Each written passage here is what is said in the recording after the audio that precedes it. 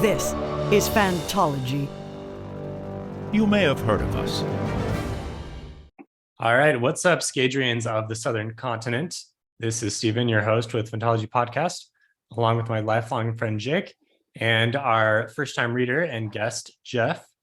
Jeff has appeared previously on our review of Shadows of Self. We did Shadows of Self and Alloy of Law together. Yeah? Okay. We did a single episode of both of them. Yeah. And you're back for more. Back for more. Right, because we're talking about Bands of Mourning, the third book in preparation for The Lost Metal, which comes out next month, which we are all very excited for. So that aside, what do you guys think of Bands of Mourning?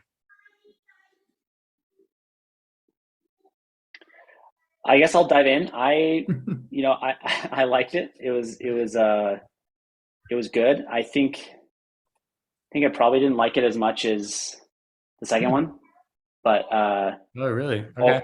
Overall, but I liked it a lot more than Alloy of Law. It was kind of probably between the two for me. So it goes 1, 3, 2 for you in order of, or no, 2, 3, 1.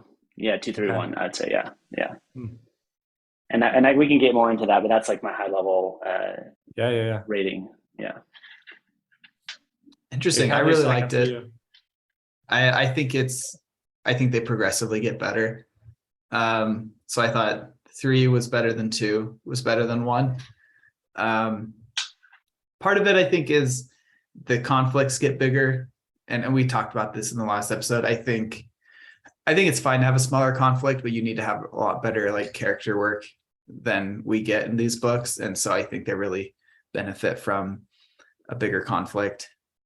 And this one was just more exciting for me because it connects back to past lore a bit more. Right. I liked that element a lot. I think the reason why I didn't like it as much as the second is because, there's two things really. One is, and to be honest, I did like it a lot, but it's just, if I'm being nitpicky, it's 2. I feel like it didn't progress towards the bigger conflict as fast as I wanted, because I feel like to me, in this end of the second book, it mentions Trell, right? Trell. Yeah. Trell. Yeah, with the T. Trell. Yeah, Trell.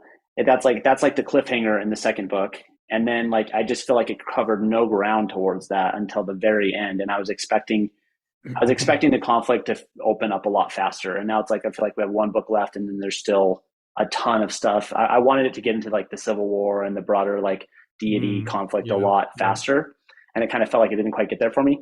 And then the second thing is I just have a big pet peeve with like Deus Ex Machina, and there wasn't any true of that in this book, but it felt like multiple times it sort of felt that way. It's like there's, and Wayne is there to save him, and this ship is here to get us out of this thing. And it's like, I guess he kind of set it up enough where you wouldn't purely call it that, but it kind of felt a little bit like that to me. So anyway. So part of your criticism is you feel like there were like some really juicy nuggets of things like a civil war, like a evil god that could mess everything up, but we don't really get we don't get into that as much. As just kind of left dangling. Yeah, it was just like another quest basically, and it did progress it a little bit, but it's just not as fast as I was wanting. But things I did like is I really liked the character work more. I liked that Asteris really came into her own in this book. Like she was really cool in this book. I loved her in this book. So. Yeah, I think Steris is one of the standout parts of this book. So good. Because you get like hints of her. I mean, in the first book, she like her main purpose just serves to be rescued, which is disappointing. In the second book, you get a little more of her, but I feel like this book, you really get a good sense of who she is. And I think she's made out to be more competent than she has been in the other books. Yeah, exactly. Oh, go ahead. Oh, don't forget that thought. I was also going to say, just add on that saying, I also really like that he avoided the love triangle. Like it's sort of like it's you thought it was going to happen, and like the trope was going to go there, and it just didn't at all, and it fizzled. And I appreciated that actually. Mm-hmm. Yeah, I was worried in the second one, like okay, they're just going to keep this like love triangle going. He's doing this out of duty, but he really loves this person, and I liked how like Steris has been just like a rock for him since his like struggles after book 2, and just how, and I don't know, that's like one of the more naturally progressing romances I've seen in modern fantasy, I think. Well, maybe not modern fantasy, for Brandon Sanderson, I'd say. Right. Yeah, I agree. Yeah. Yeah, if it was more Or- YA, they would continue to kind of tease who does he love, who does he not, meaningful glances here and there, and kind of That being random sexy situations happening, and none of that.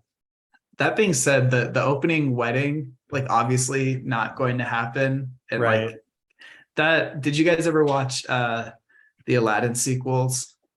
Yeah. The No. second sequel, so the third Aladdin and the Prince of Thieves. Prince of Thieves. Yeah. Yeah. Starts off with like this musical number singing they're finally getting married. And then they don't.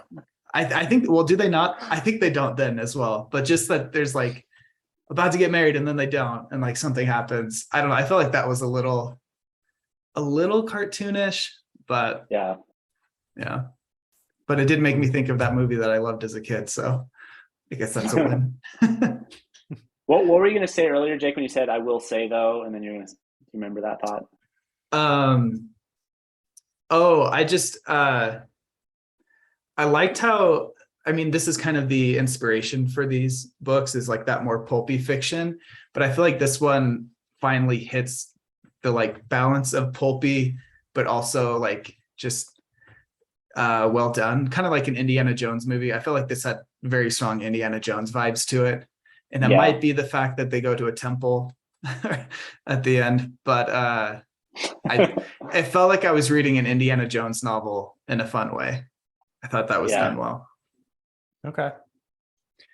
I think I'm with you, Jeff, where it seems like the first half of the book doesn't really advance things too much. Like they're still having gunfights on trains, and it's like, why? Like there's all these cool other things that we could do. I think the Civil War would have been really more interesting, like a lot of political intrigue, potentially the conflict between the outer cities and Ellendale in the center. Like that sounds pretty cool to dive into, but he just kind of teases that, and hopefully we get into that in the next book. But yeah, maybe that could have tied in more here. It's got like all the trappings of a cool story, but it doesn't quite get to all of it. Yeah, that's what I felt was like a little weird, was like he really touches on these like big themes and big conflicts, but he just skirts next to them like now into 3 books basically. That's what it kind of felt like to me. So but like again, we'll see. Maybe I'm really curious where the 4th book goes. If it keeps sort of skirting that, but I hope it leans into all of the like the big, because that's what Brandon does, right? He starts with a small story typically, and then he kind of like blows it up into higher and higher level conflicts. And I assume that'll happen in book 4. I don't know. I'm not looking at Jake to see his facial expression. I don't know if he's got a poker face. No, there's nothing. I'm not conveying anything. It's like what it seems like is Brandon Sanderson was thinking, I'm just going to write these small characters, the small story. And then he was like, wait, the story could get really interesting. And so like you guys are saying, like the setting and the like periphery events are getting bigger and like more complicated, but we're still following these like small scale characters that they're not like a Kelsier, they're not a Ven or anything like that. They're more just I don't know, like people experiencing these bigger events, and they happen to have like some important run-ins with it, but it's not it's definitely not like like other fantasy novels where the main characters are pivotal to the bigger plot around them. That said, I really like the parts in this book where they think back and they're like, oh, I'm nothing like Vin, what do they call her? The something Empress? Ascendant warrior. Yeah, the Ascendant Warrior. Ascendant Warrior. She has an Empress title as well. And I think isn't Mercy who's like, oh, I'm sure like Vin always would have been in control of the situation or whatever. But it's fun as the reader, because you're like, man, like Vin did not have her life together at all until maybe like the very end. Yeah, that's the best part of this era of Mistborn, in my opinion, is just the callbacks and the evolution and like the the misinformation is not the right word, but just how like ideas and figures and history like change over time and get inflated or augmented. Have you ever been to the United States Capitol building? I haven't. Yeah. Have you seen the picture, or at least maybe not in person, but you've seen the apotheosis of George Washington? Like, it's like the painting. Yeah. I kind of feel like this series is really like an interesting exploration of the idea and that painting of like how we mythologize people to the point where they become, obviously George Washington isn't really a demigod status yet in our culture, but like in some ways among some people he is. And then if you even think further back, like I mean, hopefully listeners aren't offended by this, but like, I was even thinking about like Jesus, if you kind of take your personal beliefs aside, it's like, you could kind of see a lot of parallels between sort of Jesus and how sort of, he was a person that lived on the earth and then became a god, and very similar to like sort of the narrative, like the way that they explored the idea of the survivorists and the survivor church. And I just thought it was really interesting. I liked it a lot. Yeah.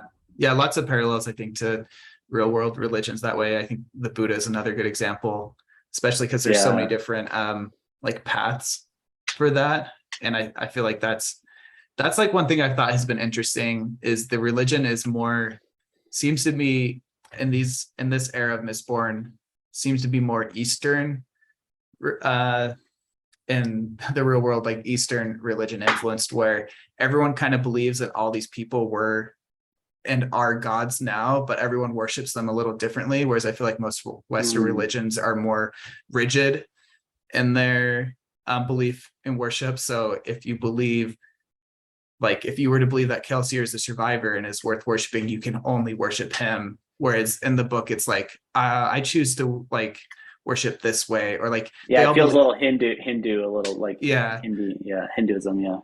Like they all believe in like harmony, right? They believe he exists, but some don't choose to worship him. They choose to worship Kelsier or stuff like that. It's really cool. Yeah, because I like, just not to like, I was reading, and because I remember reading Mistborn, and I was like, oh, how could they deify Kelsier? Like, he was such a person and he had so many flaws, that I remember it from the book. And then I started thinking, oh wow, we do similar things all the time, and in our own culture. And whether or not you have faith or not, I'm not criticizing that, but it is an interesting like thing to think about. Yeah, it's such like a human, in terms of like anthropology, that's the word, right? Just like such like a human characteristic to want to mythologize events and people and make them bigger than, anyways. Yeah, super interesting. Yeah, it's like the whole thesis of that Sapiens book. Yeah. I haven't read that. I need to read that. It's a very good book. Yeah, it's all about people of faith. Beware, though. In the way that, Also, I mean, controversial in kind of the same way that you were warning listeners, Jeff. But I think ideas like that are definitely worth exploring. And props for Brandon for like his personal religion aside, for getting into all these other different types of things and setting up beliefs that a lot of people can connect to. I think that's awesome. Yeah, it's one of the things I love about Brandon is like, he's obviously a faithful Latter-day Saint and a member and a believer, and I am too. But I love that he like doesn't shy away from exploring these concepts and these ideas. And there's a I think a lesbian character in this book, right? Which I thought was really interesting to see introduced, and that was cool. Yeah, and a couple of the series, Wayne has a crush on her. Yeah, is it Renault? Is that how you say her name, or Renette? I can't remember. Renette. Renault is a car, isn't it? Yeah. Dang. Yeah, he starts in a couple of the series. He starts to like really do better with representation that way in terms of like sexual orientation. And in this book and others, like Steris is written to be on the spectrum. And there's a couple characters. Have we talked about this? I can't remember if we did last time or not. I think we did mention that Steris briefly touched it. Yeah. All right. Yeah. Well, I won't hash into it again. But yeah, it's cool to see him like start to branch out with representation that way. Yeah, for sure. And Milan is obviously kind of gender fluid, right? The whole Condra situation there. It's kind of an interesting way to introduce that. And Yeah. yeah. Yeah. So The yeah. snogging between Wayne and Yeah. Milan was an interesting scene. Yeah. Okay, so circling back to Kelsier and the Survivor, Jeff, what was your take on some of those very last scenes? The brief little flashback of an interesting character coming back. So I was actually like, I just finished the book, and I haven't gone back to look, but I was familiar, but I didn't know what it was in reference to. You're saying when he grabs the coin and then has someone else's memory of, yeah, I didn't actually realize who that was exactly. Yeah, so he's got all the scars, and he tells them to survive. Okay, so it's the survivor's Kelsier. Yeah. What confused me was how he said everything was lines, as if eyes were, because he's got one of his eyes. He's got a spike. Oh yeah. For some unknown reason. Interesting. That's cool. Yeah. So at this point, you need to go read Mistborn's Secret History. That's what I need to do. Yeah. Yeah, to find out how that is the case. That's a shorter one too. Like it's a proper novella rather than a novel. Yeah, because the postscript says you have to read that. So is that in Arcanum Unbound? Is that how you get to that book? Yeah, it is. Yeah. Okay. Okay, cool. I got to do that. Sounds awesome. Yeah, because like this whole book, they set it up like, oh, we found the Lord Ruler's temple, right? Like the characters in the book believed the Lord Ruler somehow survived the revolution and like exiled himself to the south, which I don't like. Book-wise, did any of the characters actually realize that it was Kelsier at the end? No.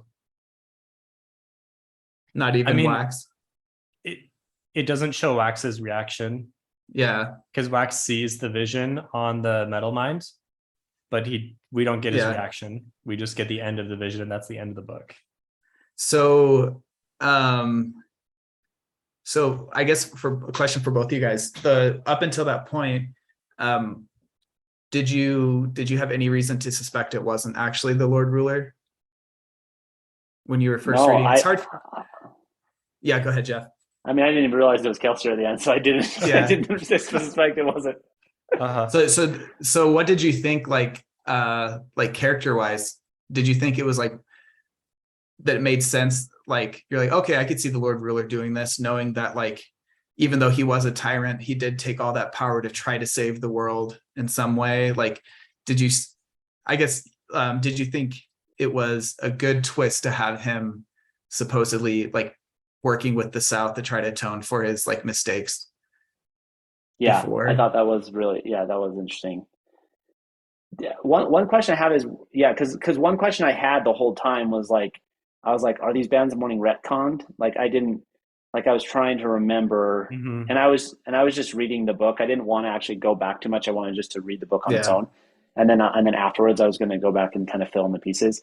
So I couldn't remember anything about the Bands of Mourning, so I was a little confused. I'm like, are these just a retcon thing? But I think now that I'm talking it, it's making like it's kind of nice how it fits together. It's cool. So if you remember from Mistborn, the first book, the Lord Ruler has the bracers on his arms.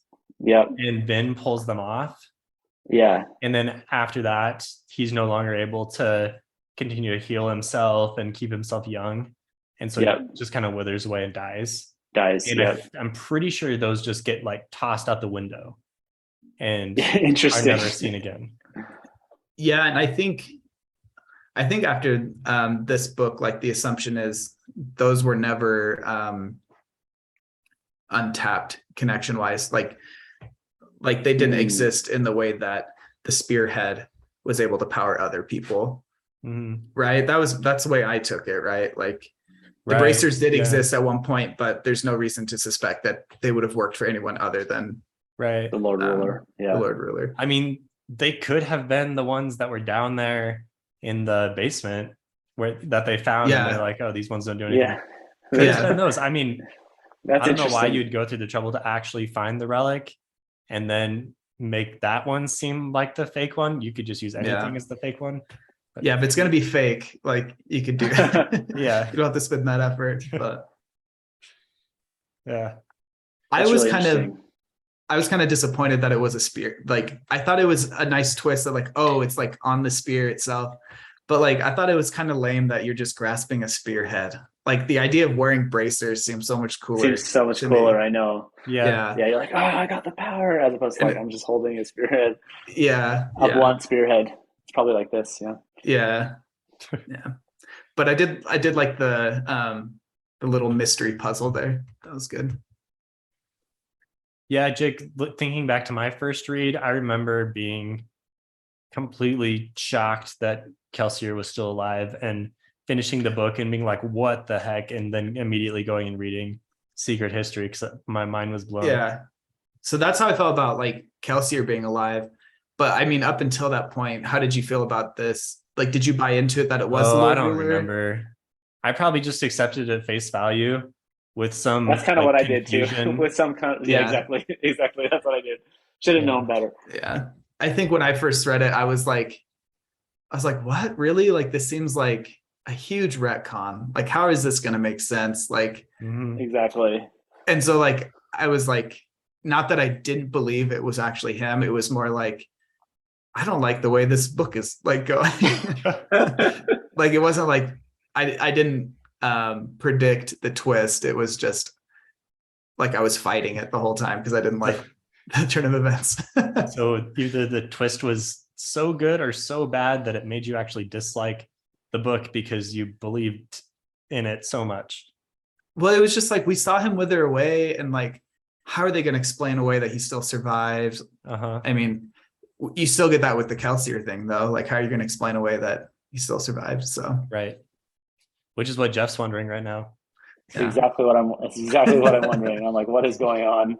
Because in my Yeah. head, he dies fighting the Lord Ruler, and I'm wondering, did I miss something from the books? Did I?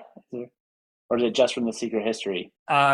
You didn't miss missed nothing anything from the books. You just need to Okay. read more. Okay. Yeah. Okay, good. Okay. Yeah. Because I'm sitting here thinking, like, am I really forgetting? I mean, it's been a long, I think I said last episode, it's been a long time since I read Mistborn. It was like Yeah. 2016 or something when I read it, but Mm-hmm. 2015, 2016 last. Yeah. That's cool. I'm super interested. I'm going to go read that book right now after we're done. It's, Okay, so the big twist aside, what did we think of the climax? Because it sounds like the climax is the thing worth talking about the most. Like, other than that, there's the train robbery and there's the new Saren stuff, but we can talk about that if we have time, maybe. But the climax was the biggest and coolest part of the book. Is it just me, or are there way fewer scenes in this book than the other ones?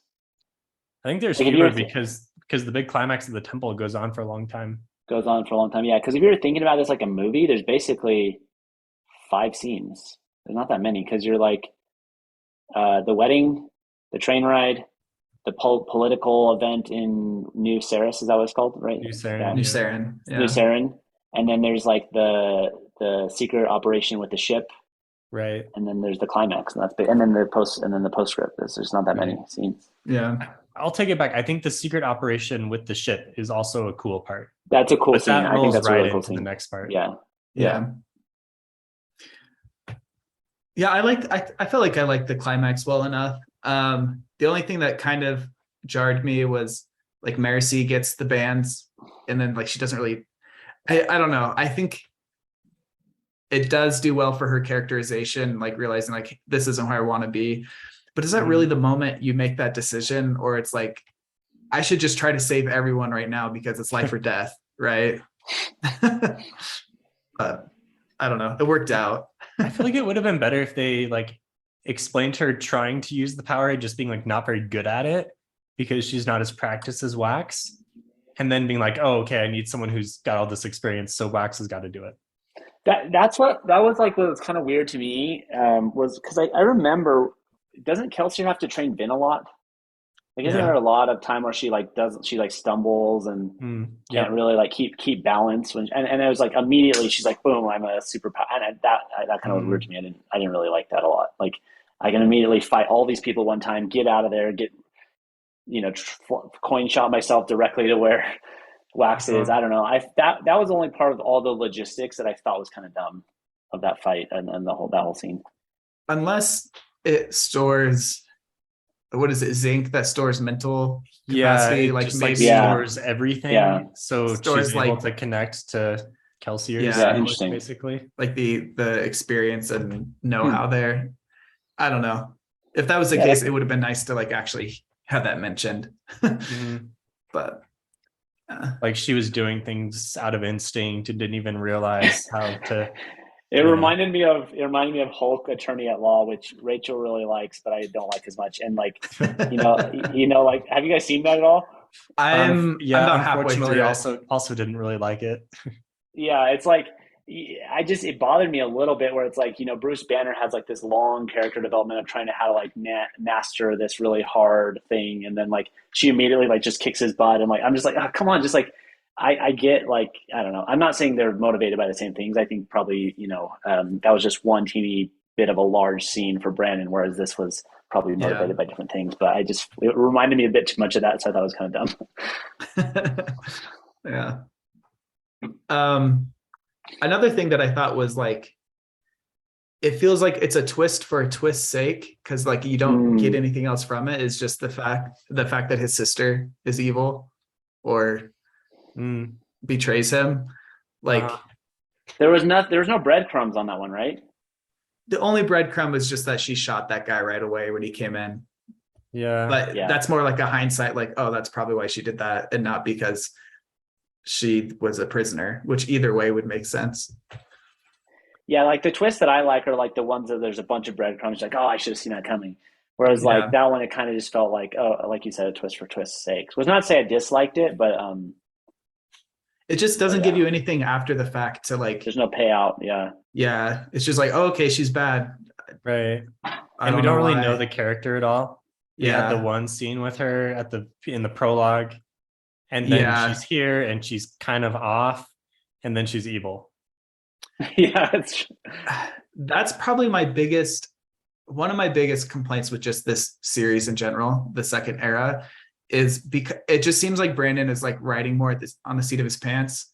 Like, okay, we'll throw this in and this will be important. It's like we talked about this last episode, like Wax has too much going for him. He's got the trauma from thinking he killed Lessie, killing Lessie, and then also the trauma of like his childhood, and then also his like sister just died in a car wreck, like from his understanding in the first book. So and then his like bride-to-be gets kidnapped. He's an orphan. It's like, and his uncle is the head of this evil. And then his uncle, and it's like, oh, he really hates his uncle, but that didn't ever really get fleshed out. I mean, we talked about this, and I feel like this again with his sister. It's like, I need to save my sister, and it's like, we don't really know why you from your own backstory, you told us you never spent a lot of time with her anyways. Like you weren't really close with them.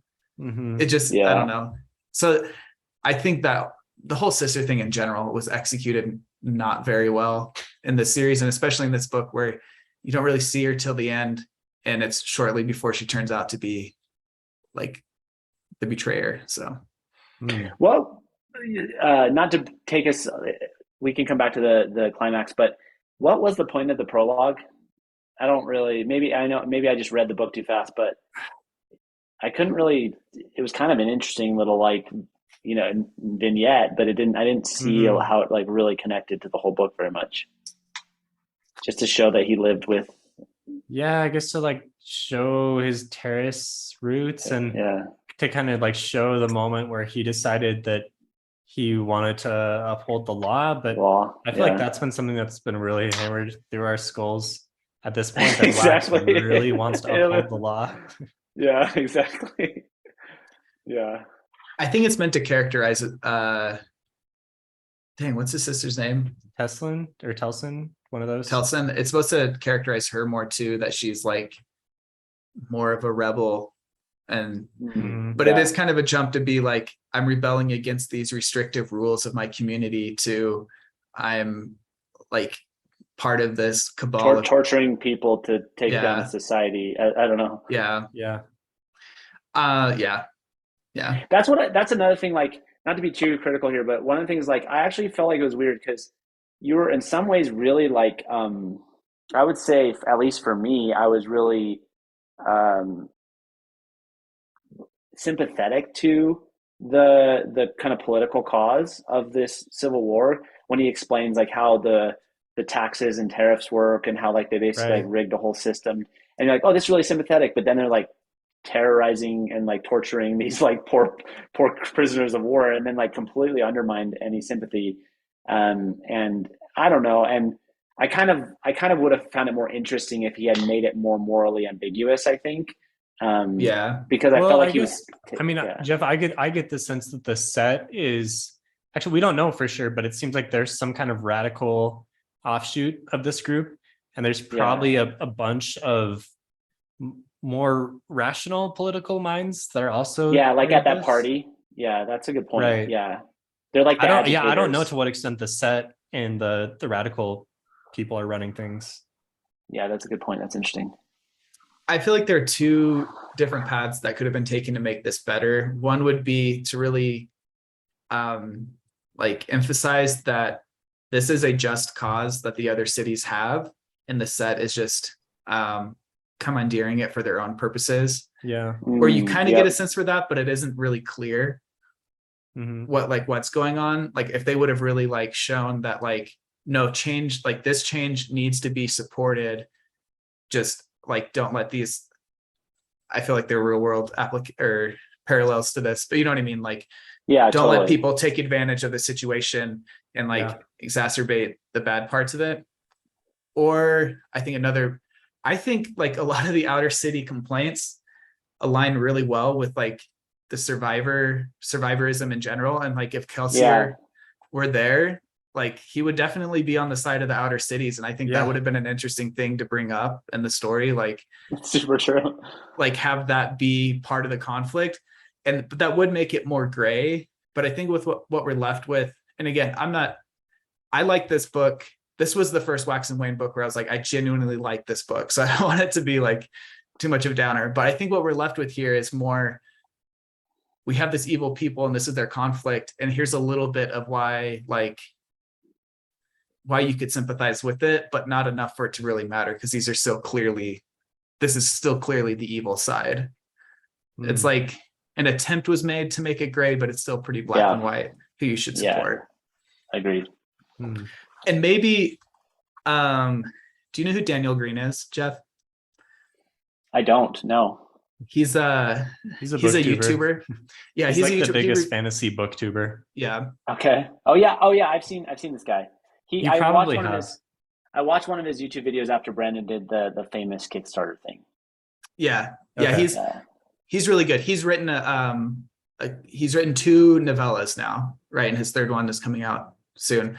Anyways, his books are kind of it's kind of a similar situation where the main characters are part of the law enforcement, but it's really clear that they are part of the law enforcement for a really corrupt society. And it's like clear that even though you like this character, they're on the wrong side of the conflict. And maybe that's what Brandon was going for here, but instead it just makes it seem like, yeah, these are law enforcement and these are the good guys and you should support their cause, even though the other side kind of has something that is like kind of a worthy cause. But So I think what we're saying is there's a lot of really interesting ideas here that don't fully come to the surface.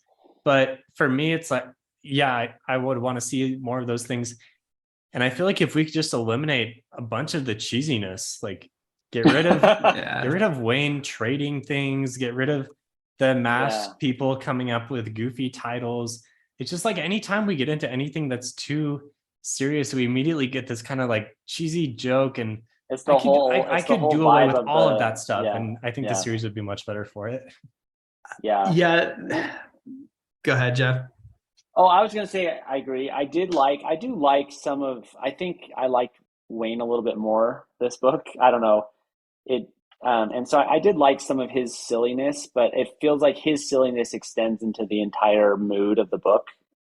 I could have done without that. And to me, that mood sort of conflicts a little bit with some of these like bigger, broader themes that he's trying to get across in some ways. It's very anime-esque.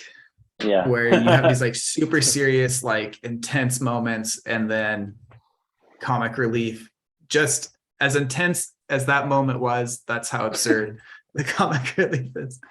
Yeah, it doesn't really land for me, but from what we've seen, it's like one of the biggest selling points of these books specifically. Like people love Wayne a ton. So interesting.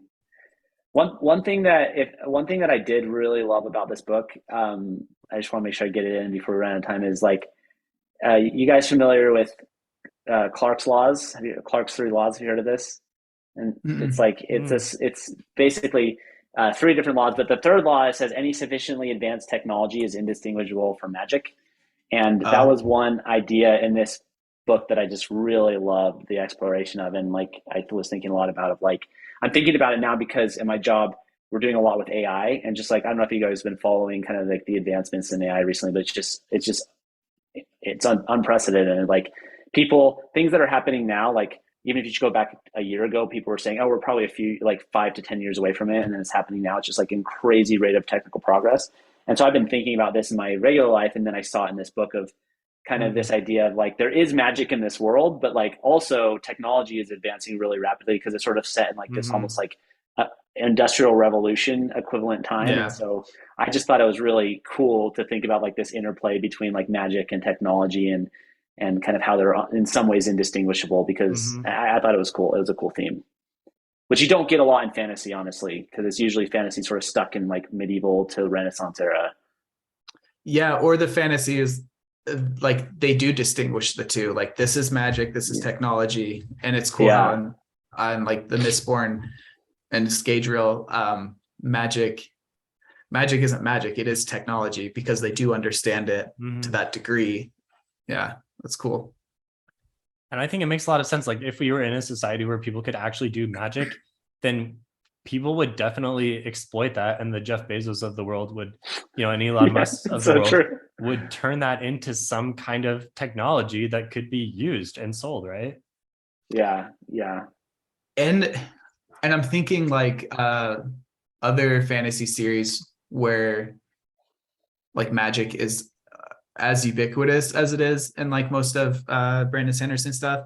And it's still treated like magic. Like I'm thinking of the Malazan series. Like magic is pretty much available to anybody who is willing to invest some time there, but it is still very much magic because of the different way magic works in that world. Like it's much softer of a magic system than Brandon's. And so I feel like it could bring up this like philosophical question of, is this really magic in Brandon's world, or is this is it just a different law of physics? Yeah. But it's really an interesting way to think about it. I love it. Yeah. Similarly, on that point, I also like this idea with because it's something I think a lot about my personal life. So I resonate with this idea of like feeling passed by culture and cult society and technology in an era where things change so fast. Like I'm talking to my brothers and like, what? That's a thing, and like trying to keep up. And I don't even feel like an old person, but it's like it's so interesting. Yeah. Do you know what Be Real is, guys? I feel like this is gonna make us sound so old. I do now, but I haven't started using it. Yeah, I found out like I 2 don't know weeks what it is. ago. I guess I'm the most out of touch. It's a new like social sharing app, but oh gosh. Yeah, when I first saw a friend use that, I was like, oh man, how long has this been out for? And I'm just now hearing of this. What does this mean? Exactly. So I think my favorite part of this book, well, I guess we do this thing called Worst to the Best, where we talk about the moments that we really liked, then like one thing about it that we didn't like. So for me in this book, it was Wax's conversation with Harmony, because I think a lot of people really resonate with this idea of like, you basically like, God, you let these terrible things happen to me. Like, how could this be, right? Everyone kind of feels that way at some point in life. And so I really resonated with that conversation. I thought it was cool that God was there talking to him about it. However, I don't know, like, I guess I was like expecting Brandon to have an answer for me in the moment, which it wasn't the most satisfying. Yeah. But Harmony just says like, I'm doing a lot, but I actually can't, because here I am under attack by this unknown force coming after me, which is certainly like an interesting idea. Like, maybe God is doing a lot, but he actually can't because he's got his own issues. bigger fight, Yeah. bigger battle. I mean, depending on, it doesn't necessarily like align with my belief system. And maybe I was just a little disappointed that Brandon didn't have the answer for me in that moment, but I thought it was a cool conversation. At least we'll say that much. I thought it was really cool, but I think the issue with your mindset going into that is just harmony is not parallel to like the standard Like Western God in terms of like omni anything. So you don't actually believe in harmony, Jake? Oh, I'm just saying, I feel like if you believe in harmony, there's a justifiable reason why like he lets bad things happen, like, or not justifiable, but there's an explainable reason why. Mm-hmm. So it's Okay, it's just not a one-to-one. You can't take the answer from harmony and apply it wholesale. Okay. So I can't actually like study Brandon's books as books of scripture and theology. So I mean, of some theology, I'm sure. But that's what but then back to your point about like Eastern religion, like I do like that in many ways these are little G gods, and yeah, and very much so. it's really interesting. Like I love that. Yeah, and I like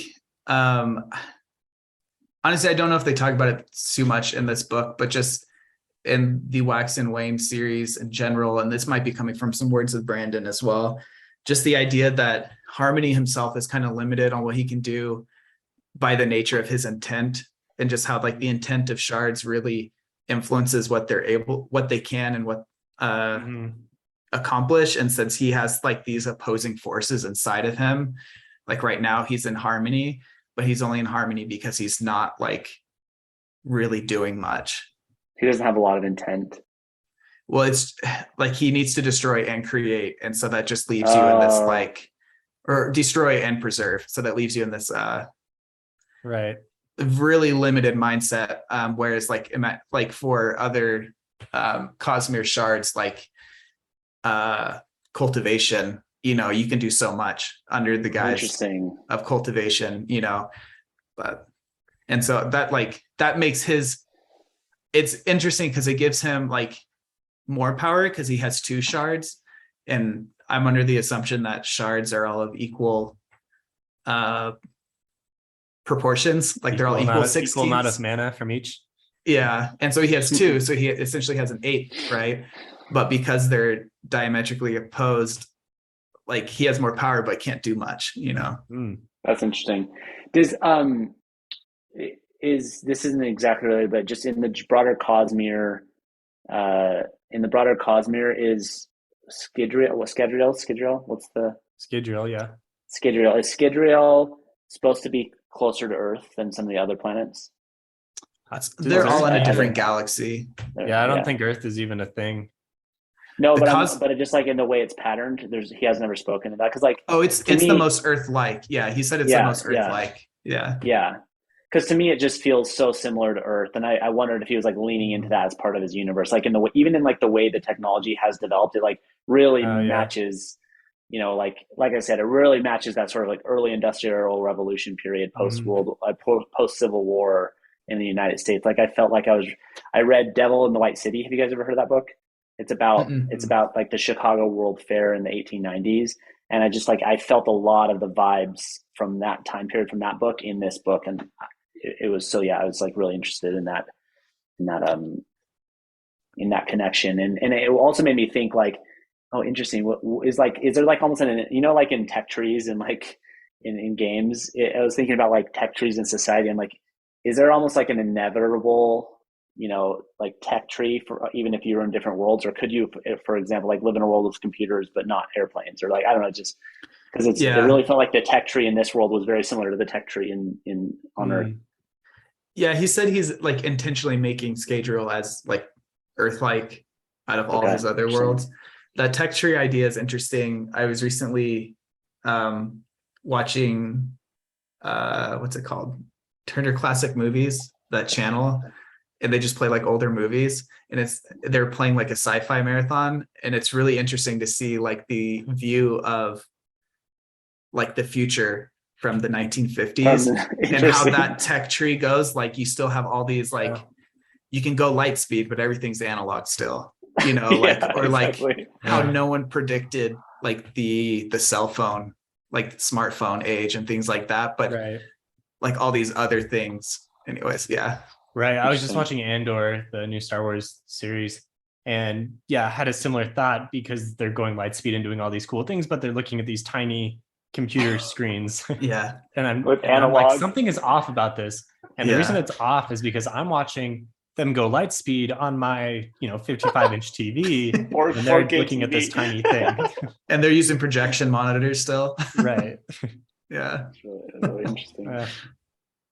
So best and worst. My best scene. There's a lot of things I like. I liked the conversation between Wax and Harmony. I would say I'll throw a curveball on this. I really liked the scene where Steris and Wax kiss, where they actually realize they have real emotion for each other. That had emotional payout for me. When they're Same. like floating up in the sky somewhere. Yeah, exactly. Yeah. After the party. She throws up at the party, which is not a good time to kiss, but but then they kind of like go escaping. I didn't think about that in the moment, or else I might not have the same emotional payout. But like, no, I'm but, sure no, I that liked it a lot. Steris planned for that eventuality and Yeah, brought she had some gum. yeah. They have gum. Yeah, exactly. Yeah, definitely. Yeah. I feel like Altoids really fits in the Wax and Wayne universe. Uh-huh. It does. Yeah, there you go. I really like the I don't know, this is like a love-hate scene that when they're in the very beginning having the what are they called? Like the projector, the slideshow going on. Right, the info dump scene. Like that's the part that it was like hard for me. Like, this is so much like just exposition clearly. And like it's like we got to get people caught up because I want to do cool things in this book. So I just got to like info dump here. But also, again, it was done in a way where it's like, this feels like the campiness of Indiana Jones, like that perfect level of camp and action and like fun. So, yeah. I could see that. All right, I think that's a wrap for Bands of Mourning. Thanks, Jeff, for joining us as a first-time reader. We'll have to, I guess, do a Lost Metal review as well with you when that comes out. And I think we're giving you a homework assignment to read Secret History before that. Secret History. Yeah, I'll read that before. Yeah. I got till November 15th, you said, till the Lost Metal comes out. So a few weeks. Yeah, something like that. Yeah.